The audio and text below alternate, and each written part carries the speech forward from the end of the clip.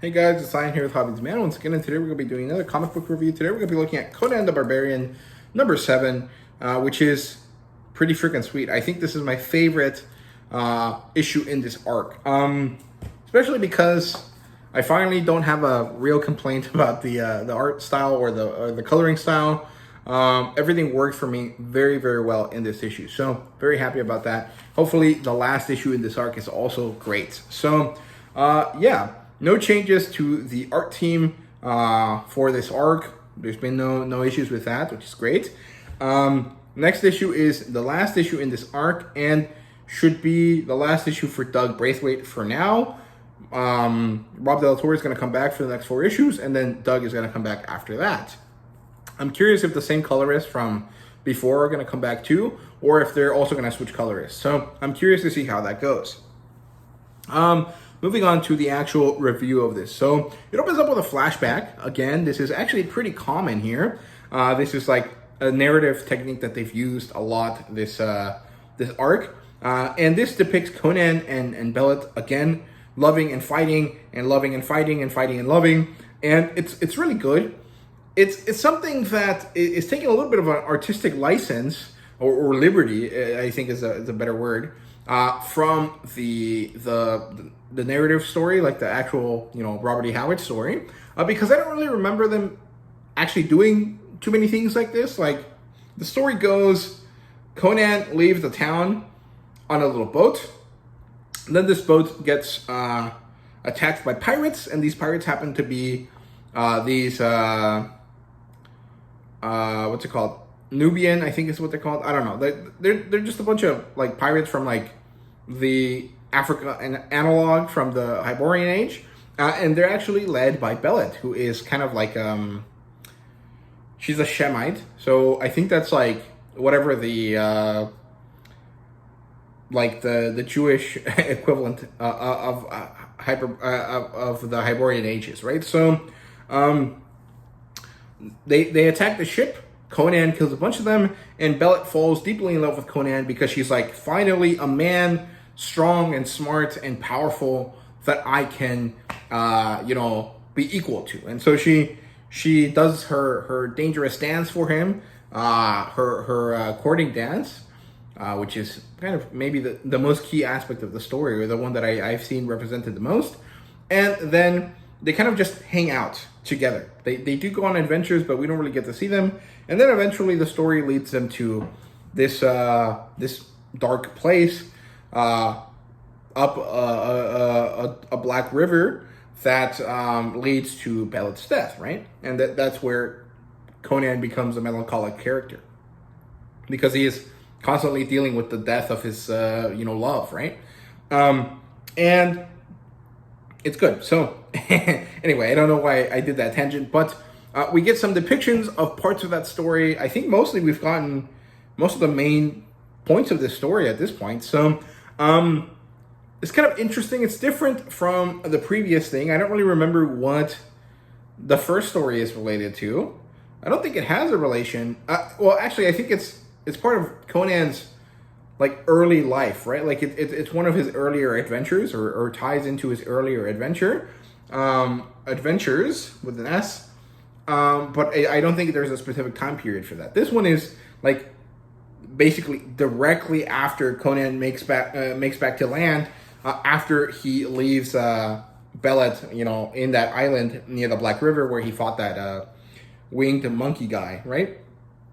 I think that's how. Yeah, I think that's the character that he fights in that story, in the Queen of the Black Coast. But to an extent, I feel like maybe Jim should have just adapted that story, and maybe there is a way to do it. Like, maybe Jim doesn't want to bog down the main storyline by retreading old stories, or at least he said that several times. Stories that have been done really amazingly by other creators, but he's still more or less retelling the Conan and Belet story, right? The Queen of the Black Coast. So maybe he could have done like one-shot stories that are separate, that, like, adapting the story from Robert E. Howard's prose into a comic book and just releasing those separately as single one-shot issues, with a higher price tag because there'd be more pages. And that might have been a way to satisfy him and also to tie in with this, right? Like tell the story from Robert E. Howard that leads into the story that Jim Sub wrote, right? So I think that would have been a better way of doing it instead of doing this, where he just kind of puts in moments to kind of illustrate this new thing that he's trying to show, right? So I don't know, I'm kind of nebulous on that. However, I did find this to be the best chapter in the story. So let me continue talking about it, right? So it transitions to the current time where Chandra, the woman that he was sleeping with in the previous issue, becomes a monster and tries to kill him, and while they fight, and she dies. And we get an interesting moment here where Jim Sub mentions, through like the narrator box essentially, that Conan doesn't like hurting women. I'm not sure that that's true. I'm not sure that he cares. Also, this might also have been relevant to me right now, because when I finished reading the first Conan the Barbarian collection, right, like the first Del Rey collection, there was a story there that was very Burroughsian, like Edgar Rice Burroughs, like the guy that made Tarzan, that to me felt kind of out of character, because it mentions or like Conan himself mentions, you know, I don't like leaving women to their misfortune, or I don't like, you know, taking from women or something. Like, I don't know. I don't really remember what the phrase exactly was, but it was something that I felt wasn't really true, because throughout all of the stories in the first Robert E. Howard collection volume, and in general throughout all of the stories that I've seen of Conan, although he's not necessarily violent towards women, he definitely is willing to take from them whatever it needs to be he needs to take within certain parameters, right? And so I don't really feel that him saying, or him being lamenting about the fact that he has to kill her is fair, especially because at the beginning of this arc, you know, Conan is like, I don't give a shit about any of these people.